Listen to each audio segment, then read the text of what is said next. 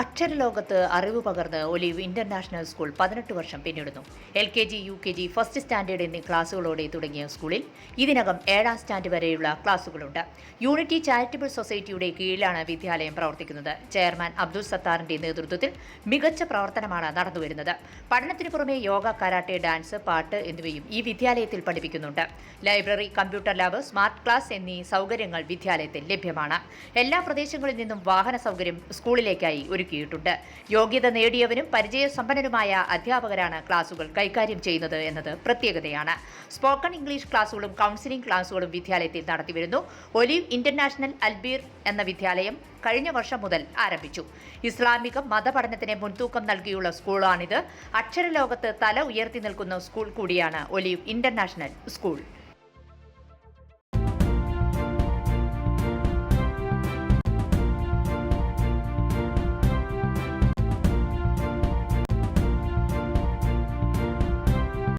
നമസ്കാരം, എനിടൈം ന്യൂസിലേക്ക് സ്വാഗതം.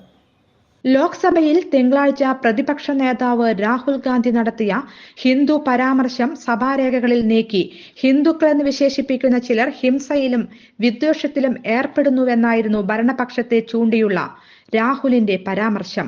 ഇതിനെതിരെ BJP വൻ പ്രതിഷേധം ഉയർത്തിയിരുന്നു. ഹിന്ദു സമൂഹത്തെ മുഴുവൻ രാഹുൽ അപമാനിച്ചെന്നാരോപിച്ച് പ്രധാനമന്ത്രി നരേന്ദ്രമോദി ഉൾപ്പെടെയുള്ളവർ രംഗത്തെത്തി. ഇക്കാര്യം പരിശോധിക്കണമെന്ന് കേന്ദ്ര ആഭ്യന്തരമന്ത്രി അമിത് ഷായും പാർലമെന്ററി കാര്യമന്ത്രി കിരൺ റിജിജുവും സ്പീക്കറോട് ആവശ്യപ്പെട്ടിരുന്നു. ഇതിന് പിന്നാലെയാണ് പരാമർശം രേഖകളിൽ നിന്ന് നീക്കിയത്. BJP RSS സംഘടനകൾക്കെതിരെയുള്ള രാഹുലിന്റെ ചില പരാമർശങ്ങളും രേഖകളിൽ നിന്ന് നീക്കി. ന്യൂനപക്ഷങ്ങളെ BJP ആക്രമിക്കുന്നു.